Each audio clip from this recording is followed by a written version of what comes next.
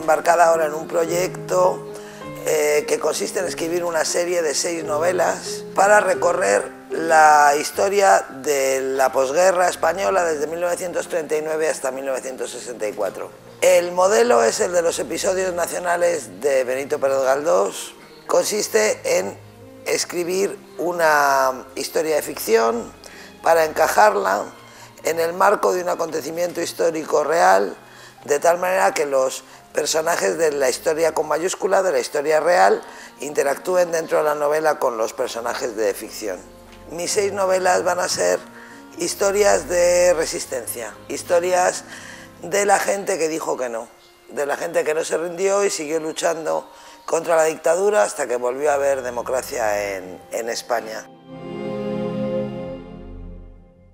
Hay, en primer lugar, un impulso literario. Cuando empecé a rascar un poco sobre la superficie de mi país, descubrí que los españoles vivimos encima de una mina de oro y no lo sabemos. O sea, estamos pisando debajo de un filón extraordinario de historias, de héroes y de villanos, de aventuras y de desesperación, de ejemplos y de miserias que han pasado absolutamente desapercibidos para la gente de mi generación, que son historias que nunca se han contado. Y eso para mí como escritora es irresistible. En segundo lugar, también hay un impulso moral. Lo que pretendo de alguna forma es enseñarle a los lectores contemporáneos españoles estas historias para que se miren en ellas, decirles, bueno, tú tienes unos derechos, vives en una democracia, tienes unas libertades y tienes todo esto, pero todo esto no ha sido gratis. Ha habido un montón de gente que ha hecho cosas que tú no sabes para que tú vivas aquí.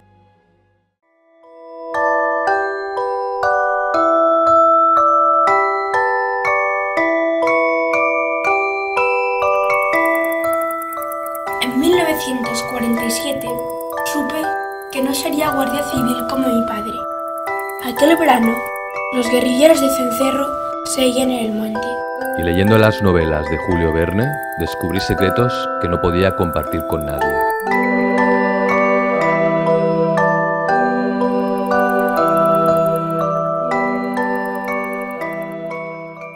La historia de Nino está basada en una historia de un personaje real.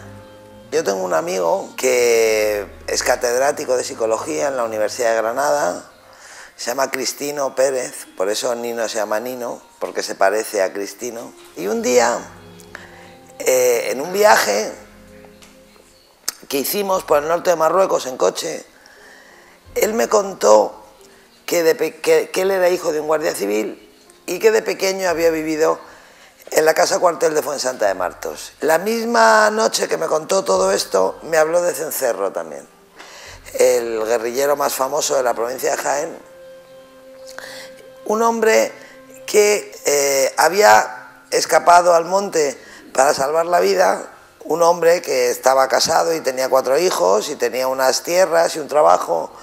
Entonces, la novela no podía suceder en otro lugar y no podía tener otro narrador, porque esa novela me la regaló Cristino. Yo creo que como el narrador es un niño, la inocencia del niño camufla la violencia de la novela, ¿no? Era importante para mí, porque la inocencia del niño contando el terror era como una garantía de veracidad y de objetividad.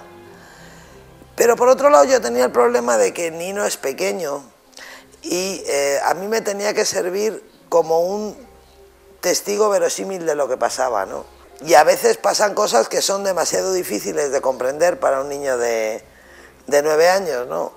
Yo le di muchas vueltas a cómo arreglar eso, cómo conseguir que Nino tuviera y no tuviera 9 años, los tuviera cuando me convenía y no los tuviera cuando no me convenía.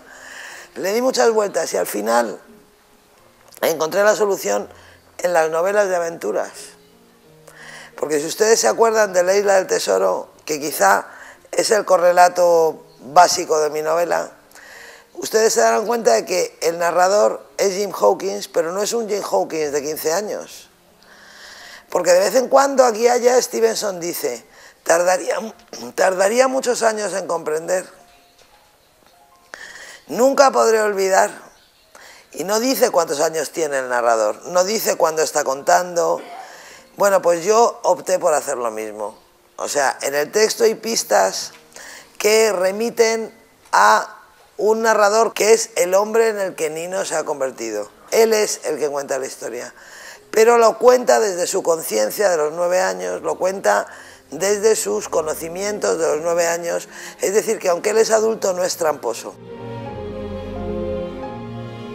El protagonista de esta novela es el miedo. El pueblo donde vive Nino es un pueblo donde el miedo lo domina todo. Domina las historias de amor, las relaciones familiares, las relaciones laborales. Nino dice siempre que en su pueblo nada es lo que parece. Y nada es lo que parece porque todos tienen tanto miedo que no son capaces de manifestar espontáneamente lo que sienten, lo que quieren, lo que odian. Le encontramos atravesado por una contradicción entre el amor que él siente por su padre, porque él sabe que su padre es un buen hombre, aunque no haga siempre cosas buenas, y la admiración secreta, clandestina, es casi un pecado, él lo vive como un pecado, que él siente hacia Cencerro. ¿Por qué? Porque los hombres de Cencerro son los únicos que pueden elegir su vida en un lugar donde nadie tiene derecho a elegir su propia vida, ¿no?